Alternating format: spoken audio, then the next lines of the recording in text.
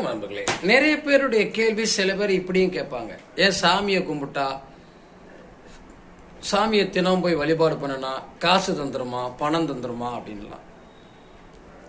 தெய்வ வழிபாடுகள் என்பது நம்மை மெருகூட்டிக் கொள்வதற்காக,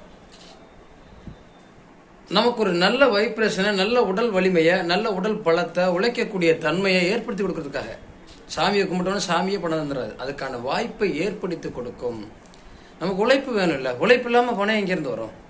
அப்போ இறை வழிபாடு, தெய்வ வழிபாடு, மனிதன் ஒருமித்த கருத்தோடு இறைவனை வேண்டுவது, அந்த மனம் ஒத்து போகிற போது நம் செயலும் திட்டமும் சரியாக இருக்கும்.